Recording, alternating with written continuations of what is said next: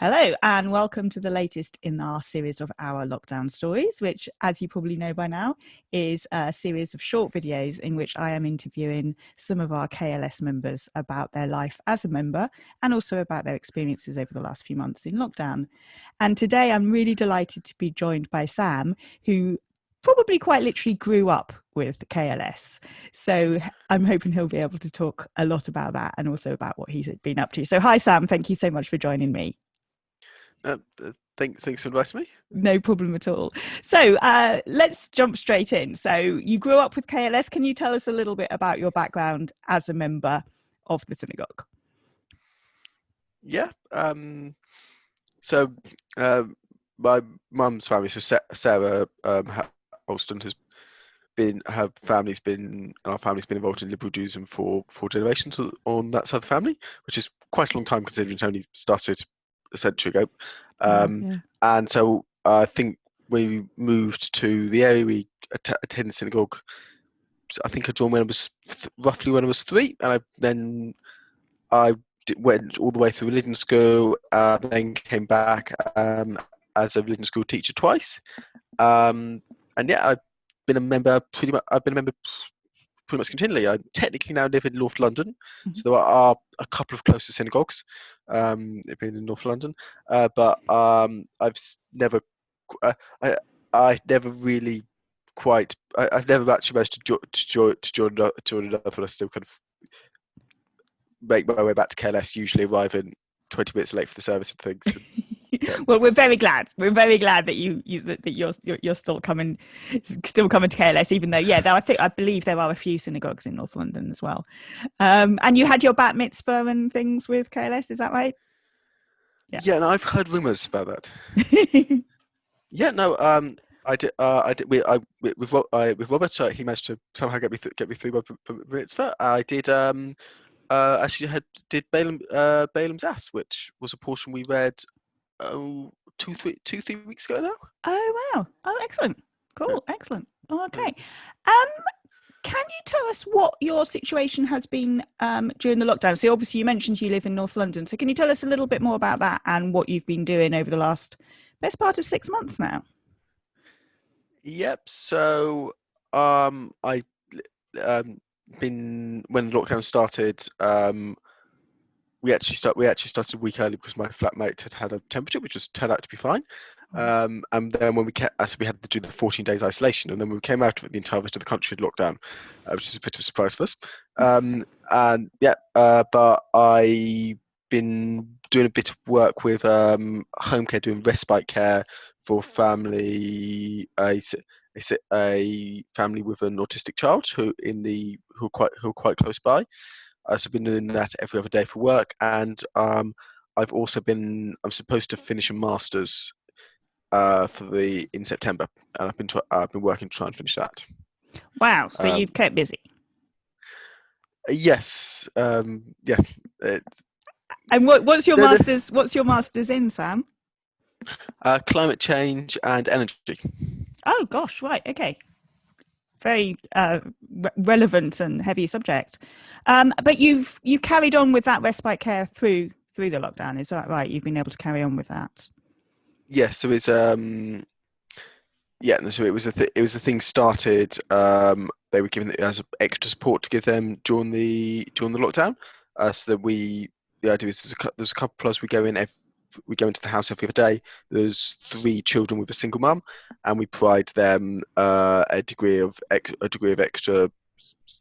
where the mum a degree of extra support. So we kind of entertain the children, try and get some of the energy out. Do some and do kind of help and allow her to be able to take a bit of you know take an hour's walk, do some phone calls, Yeah. th even things like, because it's with 3 children, one of whom's non-vert and one of whom it's very difficult to go shopping, so we help and go to the parks. We help with things like that. So we do that every other we that's kind of what our role is. We do that for, I think it's up to 4 hours every other day. So Wow. that's as a response to the pandemic, because there's not Yeah. other support for Yeah. families in that situation, because usually there'd be a social worker who come in, and there'd Yeah. be children who go into nursery, but obviously that's nurseries were shut down for large portions of the pandemic, so that's not been possible. That's incredible, Sam. And as you were talking about that, one of the things I was thinking is that so many of the people that I've been speaking to as part of this series have been very fortunate. They've got houses, they've got gardens, they've managed to spend a lot of time in the garden, and despite the situation, they've actually been okay. But what everyone has been saying is, I realise I'm so lucky. I'm very, very lucky, because there are other people that are not okay. And just hearing about the woman with the 3 children, and one of whom's got learning difficulties, nonverbal autistic, it just really kind of brings that home. So wow, good for you, and also good that you've been kept busy as well. But I think one of the things that's great about KLS is that's even in all the services and all the kind of conversation afterwards, that people are aware that they are people who have been lucky. But there's obviously different types of that. Potentially with lots of worries about people have been talking about need to shield, lots of people have been talking about need to shield and stuff like that, but people have been very aware that they've been lucky. And I think there's a lot of what care is, it makes people helps people have that kind of wide awareness of society. I think quite 100%. A lot of what René's talked about in the sermons has helped with that. Yeah, which brings us on to my next question, which is, what has your involvement been in KLS during this time? So mainly I've been attending mainly the Saturday morning services. Mm-hmm. So which on Facebook, so can watch it and watch you do the music, and René do the service, and all the other amazing creative things that people have done with the one with the children's service, which had everyone coming in and things like that. It was just brilliant. So I've been watching those on the Facebook and following the chat and things, which has been good. Great. And you haven't even had to worry about travelling south of the river and turning up 20 minutes late. No, I still somehow managed to be late to them. I'm not quite sure how. Well, that's another issue, Sam. It's been great to have you there, and obviously, like I say, there's comments in the chat and stuff like that, so we have that sense of the community, even though it's all virtual. What has that meant to you during this time, that involvement? I think it's been really important both to have kind of connection to just our people and Judaism, but also to have a connection to the KLS community, as you mentioned, have been part of it since I was very young, and it does slightly feel like it feels particularly important now to have that kind of connection to all the people and know and contact with everyone. I feel it's been very important. Yeah, no, absolutely. And would you say that your relationship with your Judaism has changed at all over the last few months?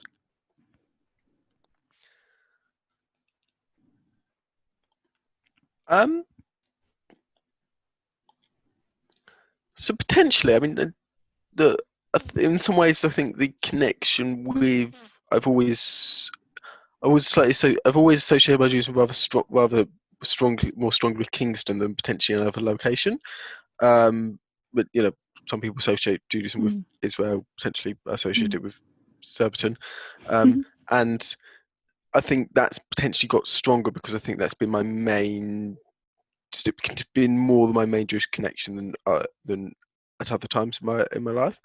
So I think I suppose there's also kind of as we've gone through bits of as we kind of read through the Torah, reading some of the passages now in very different situations has kind of brought a lot of them into new light, and you think about I feel certainly some of the prayers take on very different meanings when you feel that there is a kind of some of the real global kind of big problems, the global crisis, very much personally affecting us at this moment, which obviously lots of Jewish prayers have an influence on referencing those times. That's a really excellent point, yeah. And René, I think, has been very good as well, hasn't he, in his sermons, and the other service leaders as well, in kind of drawing those parallels with the week's tour portion and what's been going on kind of in the world. So I think that's an excellent point, Sam.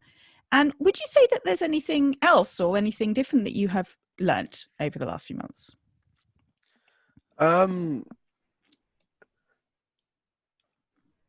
But so I mean, relation to careless, I mean, the many remarkable ways that you can use technology imaginatively to do services has been a bit of an eye opener. That I think this book. I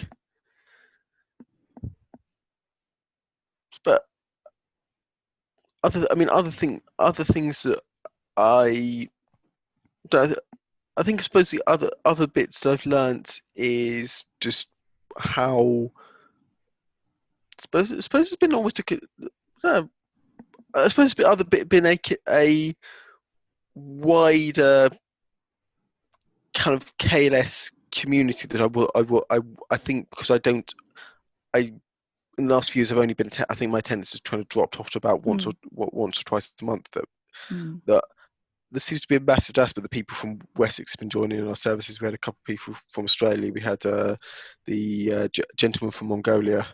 Just knowing there's all these, I really quite like knowing that there's all these people out there who kind of tune in and want to be connected to our service in quite kind of small red brick former Church of England school. South of the river, I think. I really like the thing. Yeah. That's a brilliant way to put it. A little corner of sort of southwest London, and suddenly we've kind of gone a little bit global. Actually, we really have, even beyond Crouch End in North London. Yes. That's a great way of putting it. And a great way to wrap up, I think, as well, Sam. So thank you so much. And yeah, I mean, just been really fascinating listening to what you've been up to over the last few months. Just really, really inspiring. So thank you so much for joining me. Thank you. Okay, great. And so for those of you watching, please stay tuned because we have got some more where this one came from. Thank you again, Sam, and see you all soon.